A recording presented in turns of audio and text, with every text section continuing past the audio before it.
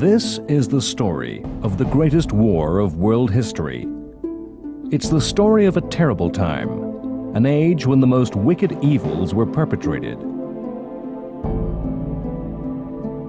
74 million were to die, 5.5 million Germans, 21 million Chinese, 21 million Russians, 6 million Jews, and 3.5 million Japanese. The images of the past send a message through time, a warning from the past, lest we forget.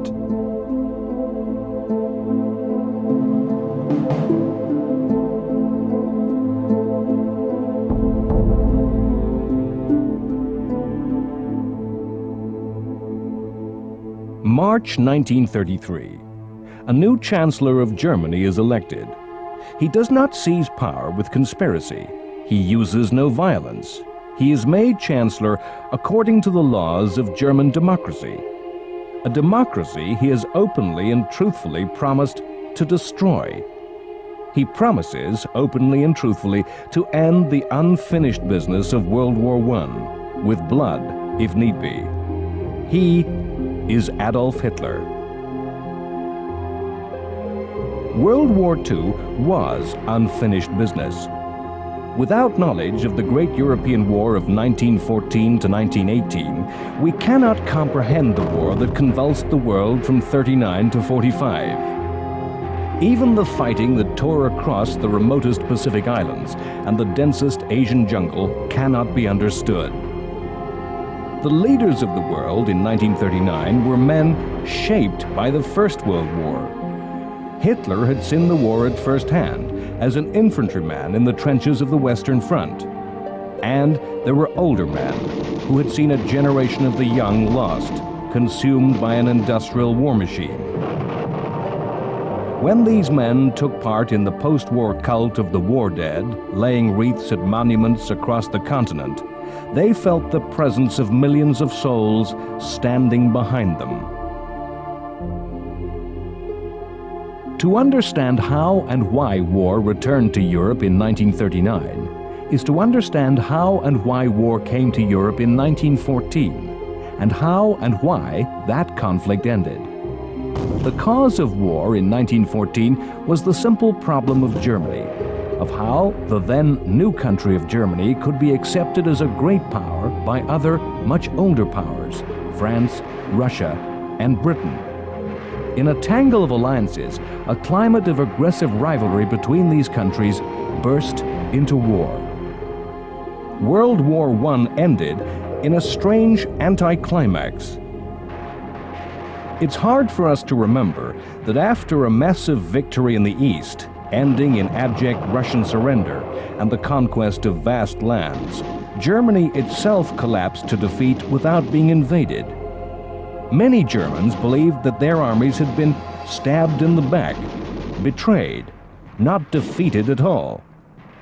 The fighting stopped suddenly in 1918 with the armistice. Armistice is a word that means truce, a temporary halt to fighting. The First World War was supposedly ended by the Versailles Conference and Treaty. A summit of France, Britain, Italy, and America met to decide on a system of security that would guarantee peace in Europe. Lenin's new revolutionary government in the Soviet Union was not invited. Germany was summoned only to sign the resulting treaty. The French demanded that the treaty formally blamed Germany for starting the war. Britain saw the war more as a terrible mistake. Every line of the treaty followed from the supposed German guilt. The guarantee of peace was to be the punishment and weakening of Germany. In fact, each line was a recipe for a future renewed war. Germany lost territory in the east where huge areas had been won from Soviet Russia. These gains of what in later years would be called Lebensraum, living space, were taken away and used to create a new nation, Poland. A high-minded and noble idea was that states should be decided by nationality. Therefore, the Polish had a country of their own, rather than living as minorities in Germany or Russia. But in drawing the new map of Europe, the principle of nationality was forgotten at Germany's expense. The new Poland was given access to the sea, and in the process millions of Germans became a minority in Poland. The new Czechoslovakia was to be given defendable borders and included millions of Germans, the Sudeten Germans, and a minority of disaffected Slovaks. Contrary to the basic principle of nationality, German-speaking Austria was forbidden to unite with Germany, lest the two countries combine their strength. Versailles created a Europe where Germany, still a big, powerful country, was bordered in the east by weak, smaller countries with whom Germany now had scores to settle. The fighting had devastated huge areas of northern France and nearly bankrupted the economies of both Britain and France. The Versailles settlement insisted that Germany pay reparations. Huge sums were to be paid to pay off the debts of France and Britain, repaying money loaned by America. The sums were unimaginably large, crippling the German economy. Versailles imposed military humiliation upon Germany, insisting the Rhineland, that area of Germany adjacent to France, be demilitarized. The German army, the largest in Europe, was to be cut to 100,000, not enough to defend Germany, let alone start a war. The army was to have no modern weapons, tanks or aircraft that had revolutionized World War I. The German Navy was to have no U-boats. Versailles established the League of Nations, which would provide a forum in which international security could be policed and aggression contained.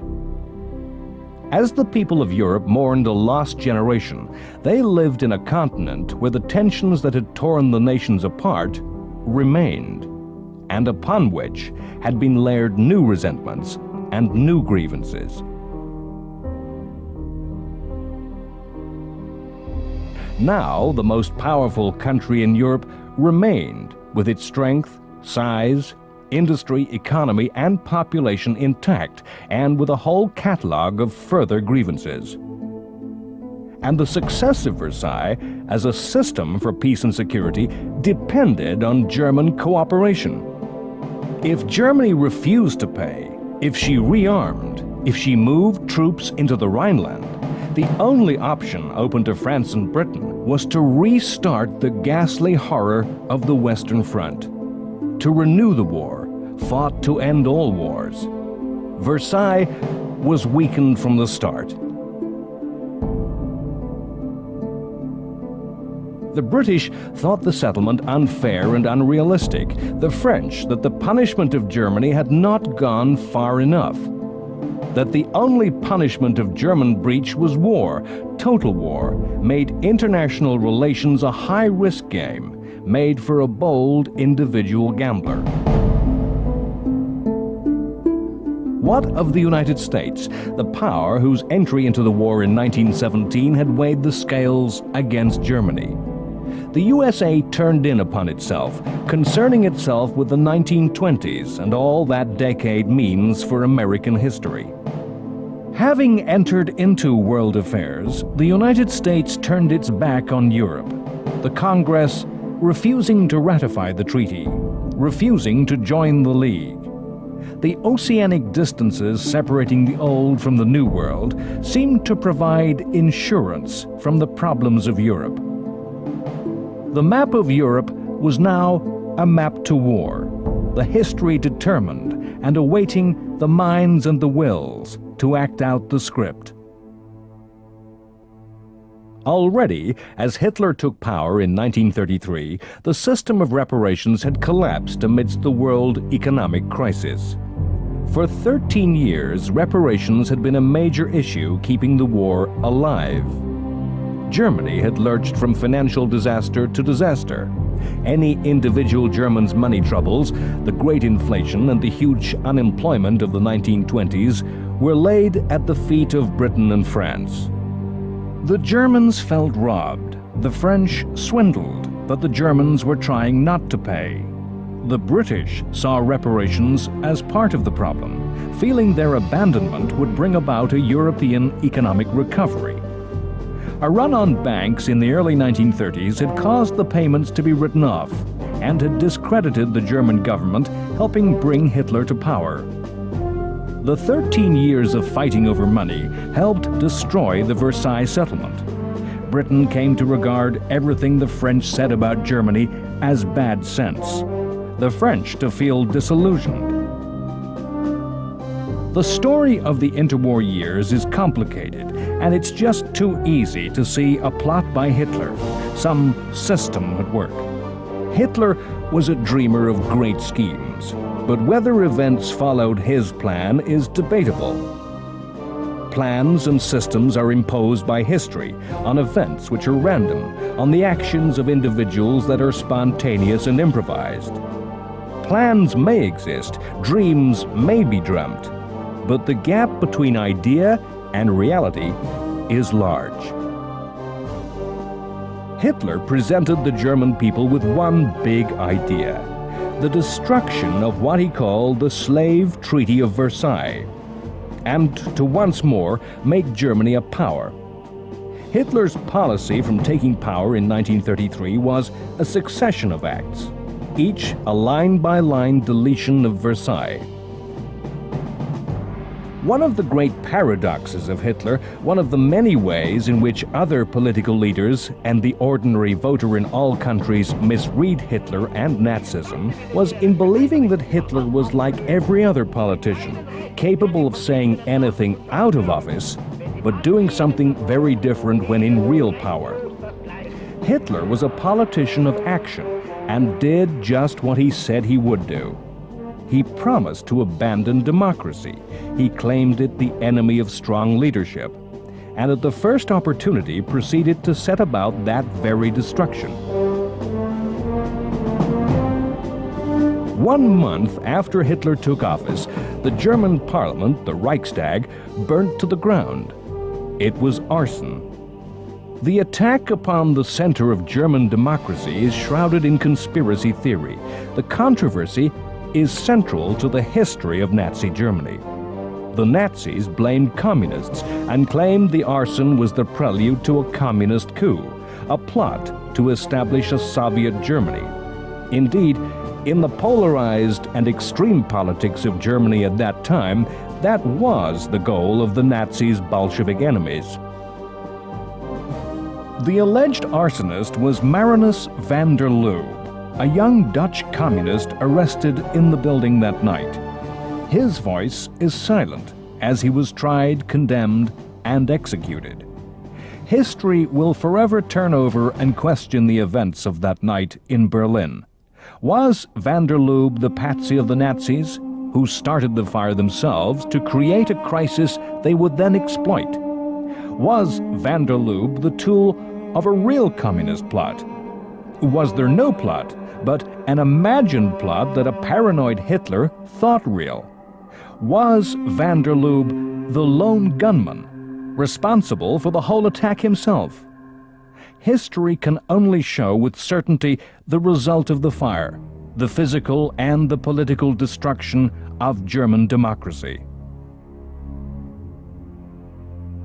The Nazis used the emergency to suspend parliamentary democracy and arrest and imprison all communist and socialist opponents. The office of Chancellor was combined with that of President. Head of government became head of state. The army swore personal loyalty to Adolf Hitler, and a parliamentary democracy became a dictatorship.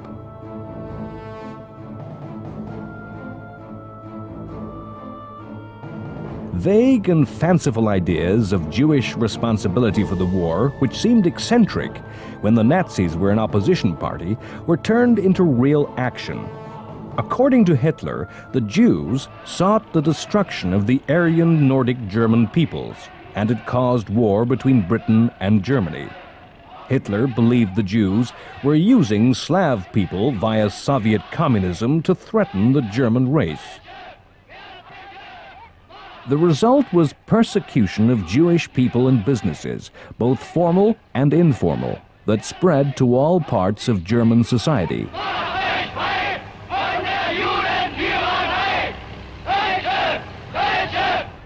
Wir haben 4 Jahre damals uns ausgebeten und wollen diese 4 Jahre nützen.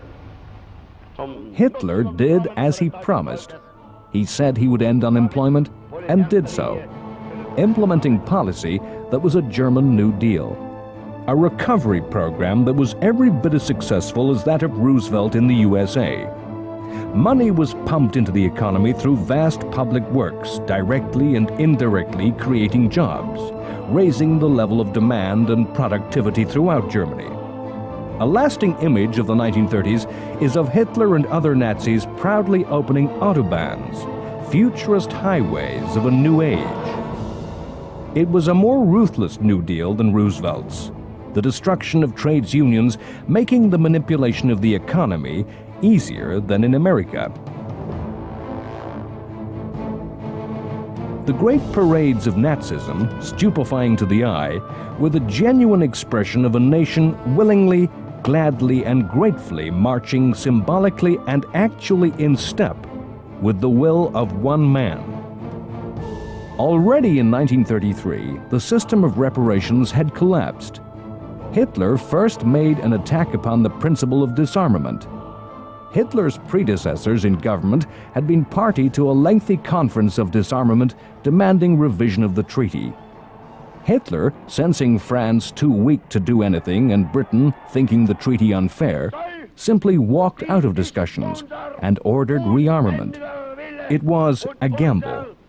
The French raged, but as Germany began to once more launch U-boats, began openly to develop tanks, as the skies began to fill with the embryonic Luftwaffe, nothing happened. Hitler had challenged the British and French to fight. The gamble paid off. Nothing happened. Hitler simply left the League of Nations, and nothing happened.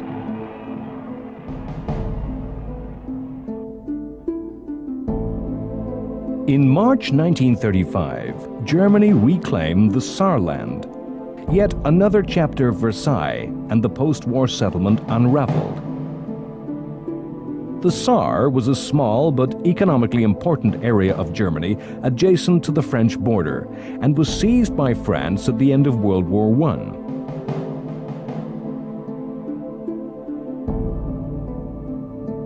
The Versailles Treaty promised that after 15 years of French occupation, the population of the Saar could vote to choose French rule, German rule, or independence. It was now 2 years into Hitler's regime. Any Saarlander knew that union with Germany meant joining an aggressive militaristic dictatorship, that it would be a democratic vote to end democracy. The people of the Saar were as educated, as intelligent as any European people. The issues at stake were fully and openly debated. The French made a strong and attractive case for retention of their rule. The voting was free and fair, internationally monitored. 98% chose Germany, chose Nazism, chose Hitler.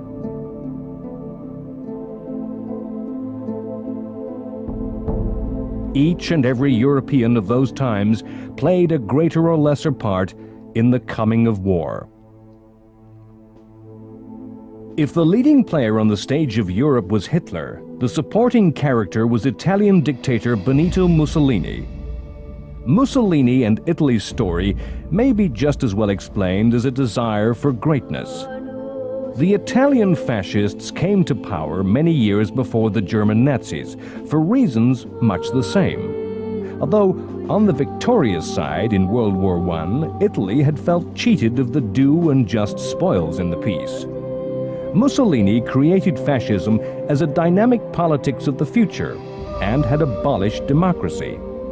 Nazism had borrowed many basic political and visual ideas from fascism. The central difference between the two leaders was the relationship each had between actions and words. Mussolini boasted and bragged, talked of power, but in reality, Italy was a weak country, without the inherent strength, the wealth, resources, and the industry to back up proud words. Mussolini felt himself the creator of fascism and senior to Hitler. In later years, Mussolini, confronted with Hitler's successes, was impelled to somehow put his boasts into action. These policies of vanity and envy would desperately weaken the strategy of the Italian-German alliance. In 1935, Italy invaded the African country of Abyssinia, modern-day Ethiopia, and the only African state until then independent, a feudal monarchy ruled by a god-king Haile Selassie. The two countries had fought in the 19th century, when Italy had been defeated by an African army. Mussolini wanted revenge. Abyssinia had plans of imperial expansion of its own, conflicting with Italian interests spreading from Somalia. Why did Mussolini send his forces into battle when he did? It was not as if the dictator needed a war to distract the Italian population from internal Italian affairs. Mussolini was secure in power and enjoyed the approval of the Italian people. It was not a war that Italy could particularly afford, and Abyssinia was not a colony worth having for its wealth. It was not that Abyssinia was the target of a rival imperial power.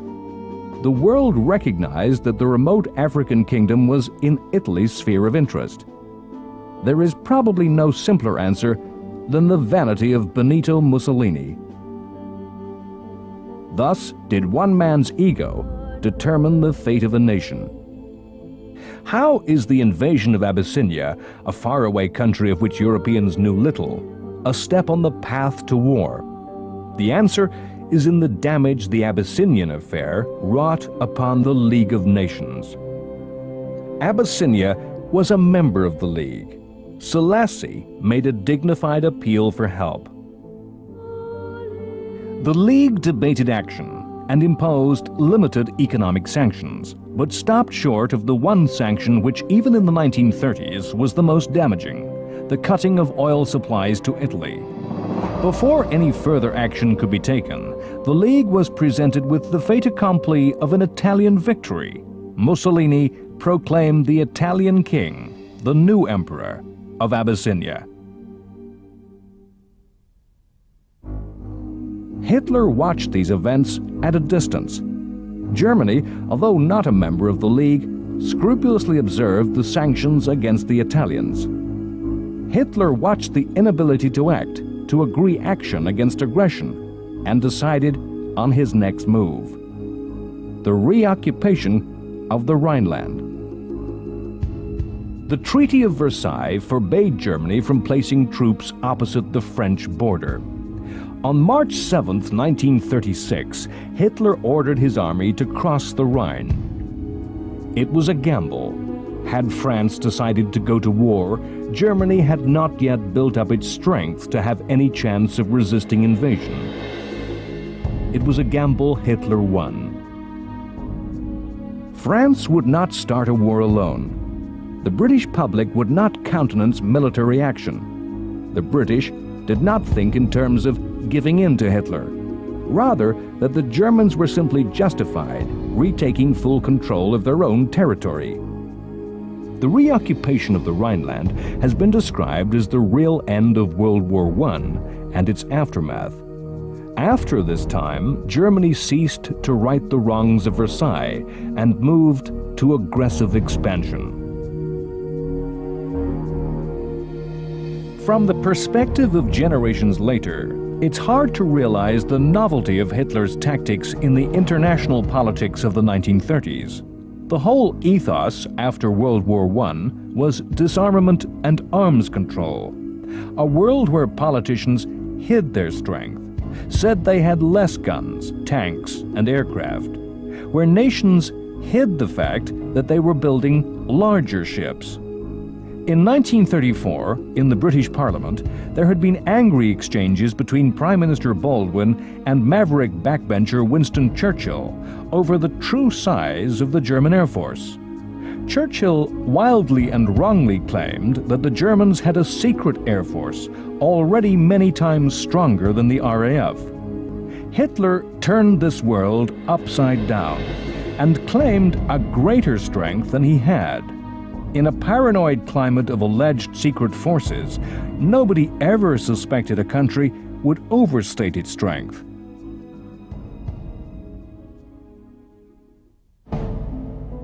In 1936, civil war broke out in Spain. In 1931, Spain, an old-fashioned, traditional country, had become a republic, and a process of change and reform begun. Conservative Spain was alarmed by the changes, and in 1936 the election of a government of communists and socialists caused elements of the army to break out in open rebellion. Whether this revolt was part of a grand fascist conspiracy is doubtful.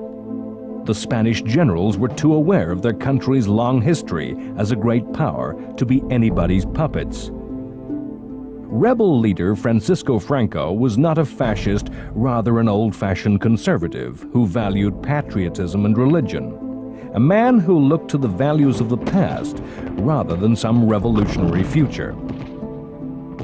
Yet the Italians and the Germans supported Franco, sending planes, soldiers, and arms.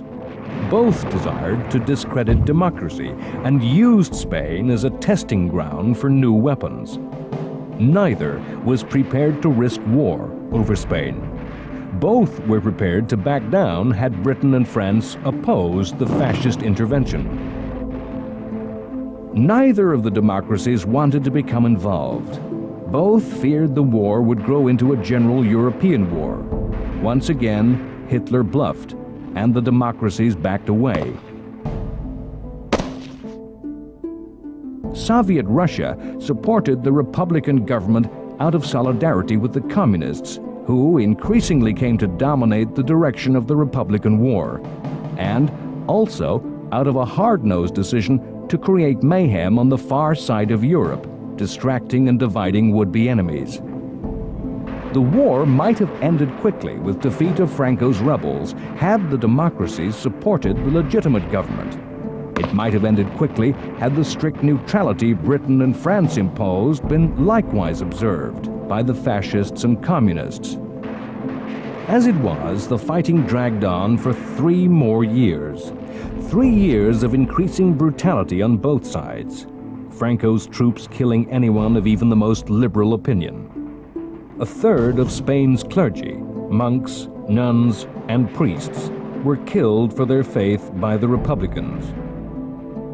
The Spanish Civil War has gained a special place in history. To this day, no account seems capable of telling the story of Spain without partisanly refighting the battles.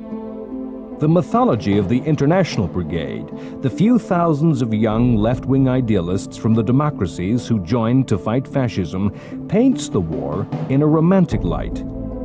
But Spain represented a conflict as isolated from Europe as the country itself.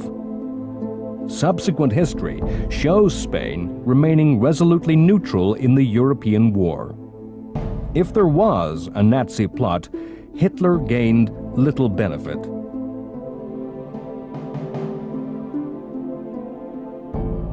Some of those young men who fought for the Republican cause were from the United States. America as a nation was as resolutely neutral over the issue of Spain as any other. Without the United States, the history of World War II would not be complete. But America is the empty space upon the world stage of the interwar period. Throughout the 1920s and 30s, America gazed inward to its own complex society. While American ideas had been responsible for much of the idealism that permeated Versailles, the Congress of the U.S. refused to ratify the treaty. America was to have nothing to do with the League, nothing to do with policing the system of security that the treaty created. America had vast problems of its own, dealing with the economic chaos of the Great Depression and the Wall Street crash. It was chaos that affected industry and agriculture alike, causing mass unemployment and huge internal movements of population. It was a time of civil unrest, with mass protests before the White House. General Douglas MacArthur earned himself a different niche in history, as he commanded U.S. troops to prepare to fire on U.S. citizens. A bizarre side street of history is that in 1930, many serious strategic thinkers and military experts thought that if any major war were to break out in the world in the next 10 years, it would most likely be contested between the United States and Great Britain. The isolationism of the U.S. was traditional in a society 2 oceans away from the rest of the world. In 1932, a new type of politics came to power in America with the election of Democrat Franklin Roosevelt. It looks, my friends, like a real landslide this time. In the New Deal, American interests were ever more closely focused on affairs at home and not across the seas. America was, in fact, to become the most deadly enemy of Hitler in the coming war. The underestimation of America was the Nazi dictator's greatest mistake. America was held by Hitler to be a country of no threat, racially weak, dominated by Jews, contaminated by its African-American population. The isolationism of the United States was reflected in its military strength. The USA could threaten no nation in the 1930s. While Germany thought the restricted 100,000-man army an insult, the United States Army was freely kept by Congress at around 135,000. Weak forces meant the views of the USA, even had she chosen to speak, would have been of little import. In 1935, Congress reinforced the wall against the world by passing the Neutrality Acts. These laws were the products of a conspiracy theory that U.S. arms manufacturers had engineered America's entry to the First World War. The new laws prevented U.S. arms sales to any nation at war. If Hitler paid little interest in the USA, across another ocean, the Empire of Japan viewed America with envy and aggression. The place of Japan and China in the build-up to the outbreak of war is often neglected. On the other side of the world, great movements of people and ideas were unfolding, acts perpetrated involving astounding cruelty and inhumanity. Huge conspiracies and war plans were forming in Japan. In 1926, a new emperor ascended the chrysanthemum throne, Hirohito. As was and remains the custom, a name was chosen for the era of the new monarch's reign. This was to be the Showa, the era of illustrious peace.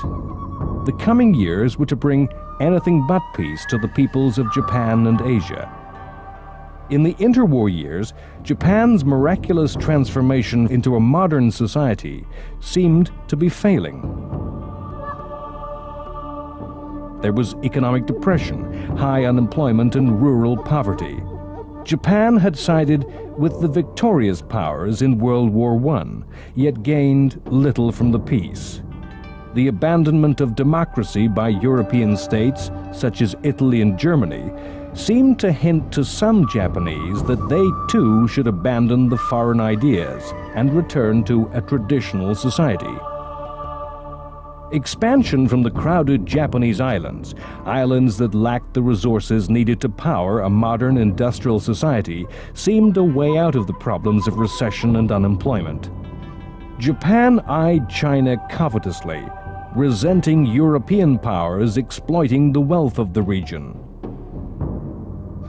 Japan came to be allied with the fascist powers, but was not a fascist country.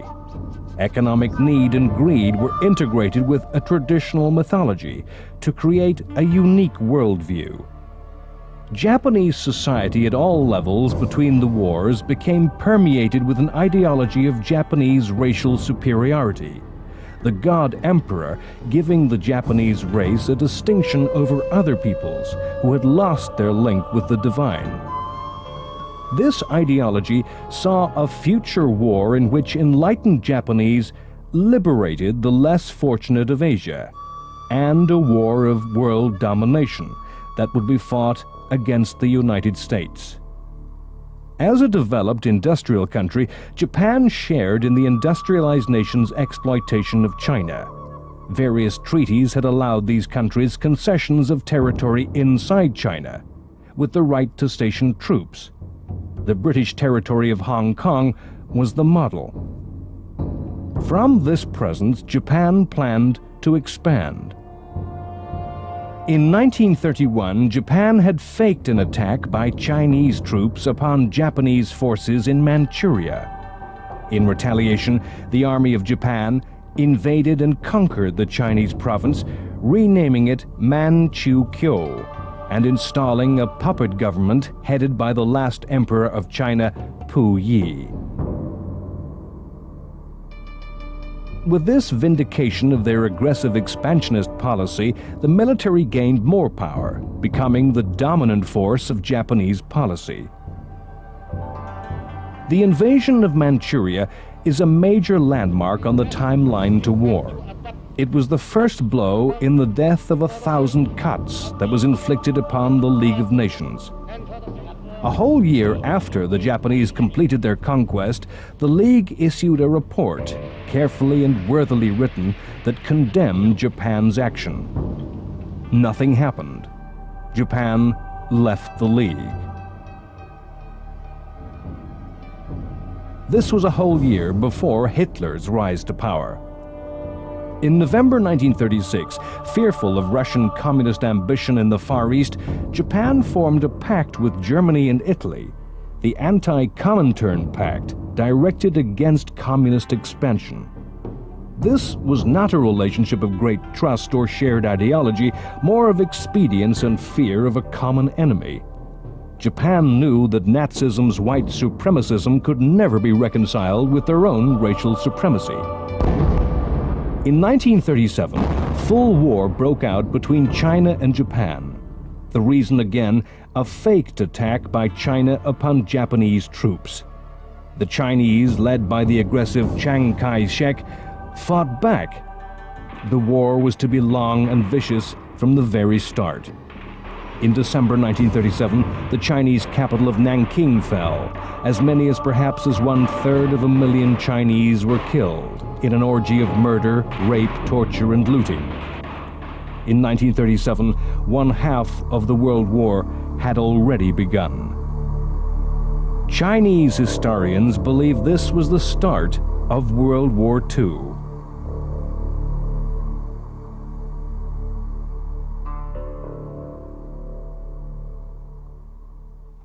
Stalin's Russia seemed the exception in a Europe full of states that had some grievance at the end of World War I. Russia's interest in international affairs was cautious and pragmatic, designed mainly to ensure no great coalition of capitalism was formed against Bolshevism. This was the time of the mass industrialization of the Soviet Union, of the 5-year plans.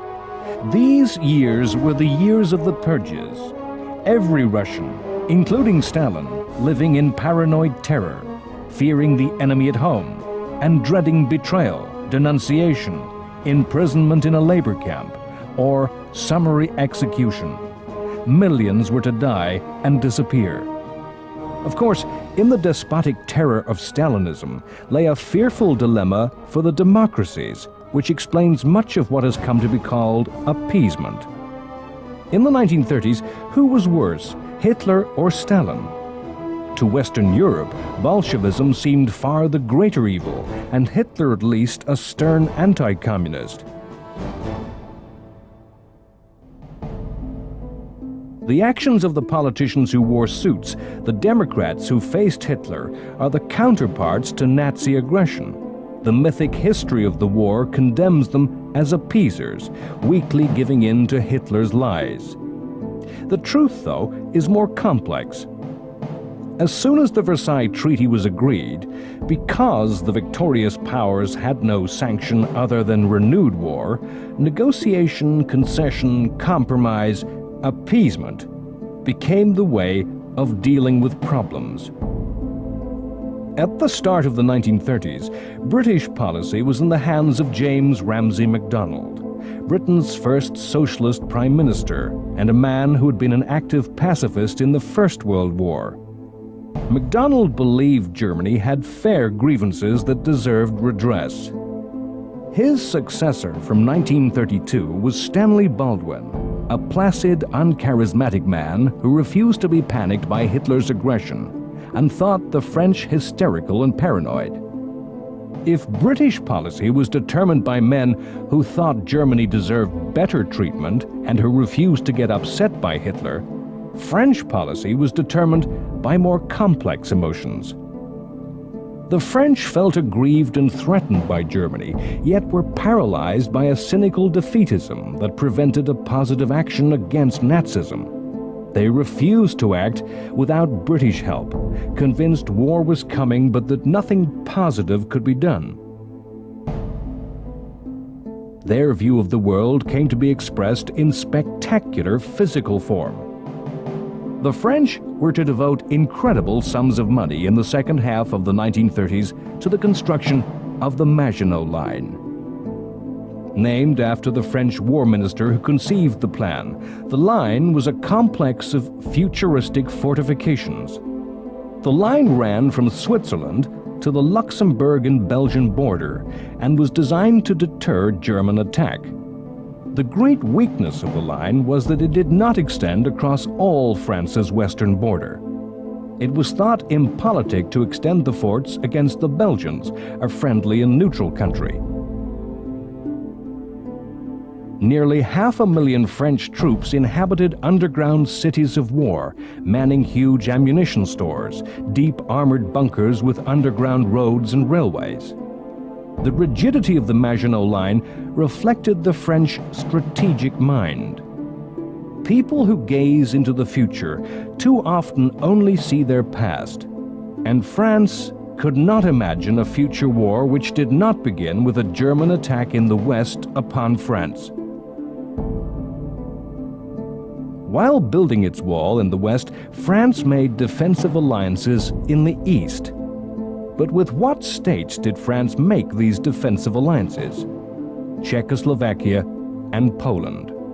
Small countries, weak countries, countries that had scores with whom Hitler had grievance, countries that had German minorities, had German territory.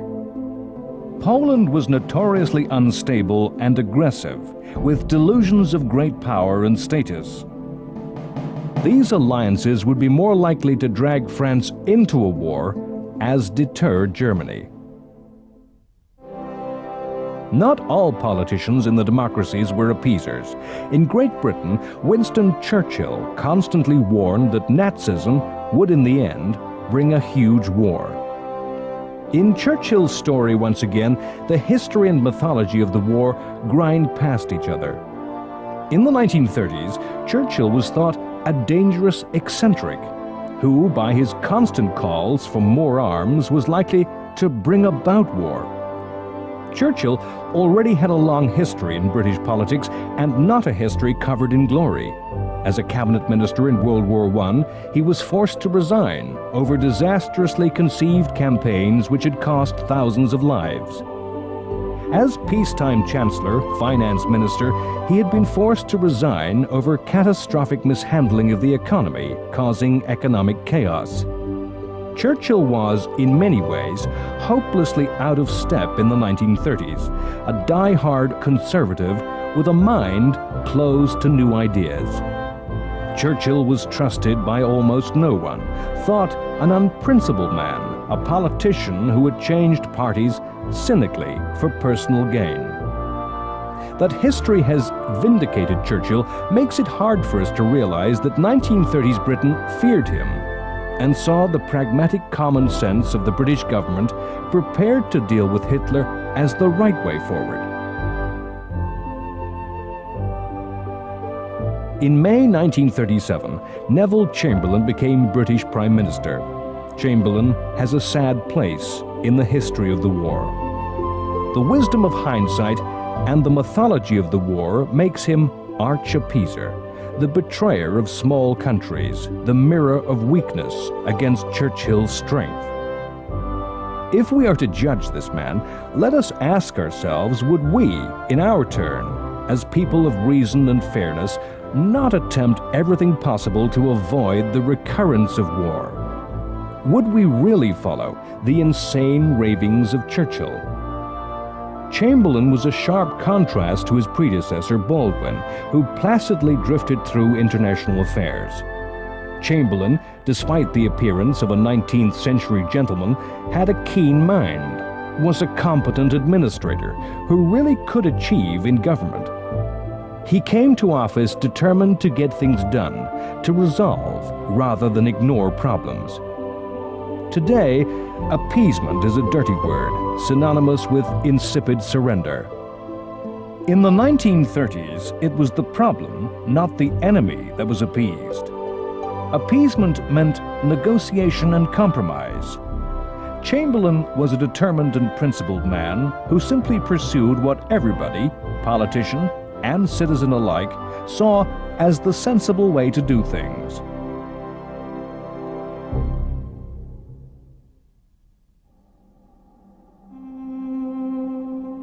Some historians see the German annexation of Austria in 1938 as the start of the countdown to World War II, all previous events being the undoing of the punishments laid upon Germany at Versailles.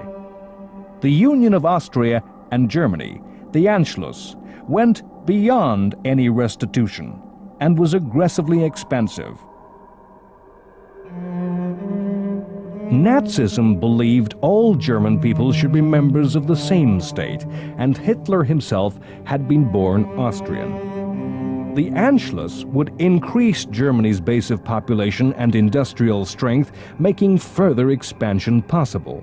It would be the first move in pushing Germany's frontier to the east, which Hitler believed Germany's destiny.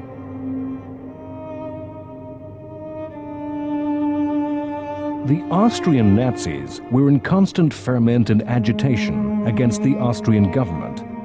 There was a history of violence and assassination, of threatened and attempted coups. In 1936, Austrian Chancellor Schuschnigg had made what was ironically called a gentleman's agreement with Hitler. Concessions were made to the Nazis, yet the agitation continued. 2 years later, in February 1938, Hitler and Schuschnigg met again, and it was agreed that a Nazi sympathizer be made minister in charge of Austrian security. The Austrian government saw this as part of a gradual taking over of Austria and proposed a vote on Anschluss. With the reoccupation of the Rhineland, Hitler had bluffed his strength. Now German troops began to really mass on the Austrian border, to intervene, to prevent chaos and anarchy in Austria. For perhaps the first time in history, an international crisis was conducted over the telephone. Schuschnigg and the Austrians, who wished to retain independence, tried to rally support among the leaders of Europe. In a series of phone calls, they found no one would support Austria. Britain and France thought war not a price worth paying, accurately sensing that most Austrian people were not opposed to Anschluss. As German troops entered Austria, they were received with wild enthusiasm. Hitler as a hero. Austria was incorporated as part of the Third Reich. Hitler's plan had been to take control of Austria slowly, by the same methods as in Germany, by first using and then dissolving democracy, creating a puppet state. As he received the adulation of the Austrian people as a whirlwind of history gathered around Europe, perhaps even Hitler thought that the pace of time was accelerating towards a destiny that might not be in any man's total control. Next time on World War II, The Complete History, it's the turn of the state of Czechoslovakia to face the might of Hitler's ambition and wrath.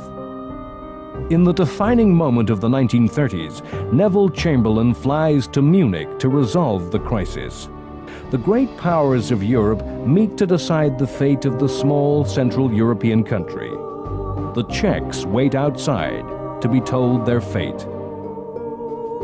Events that history judge as betrayal, as the definitive appeasement, are lauded by the peoples of the world.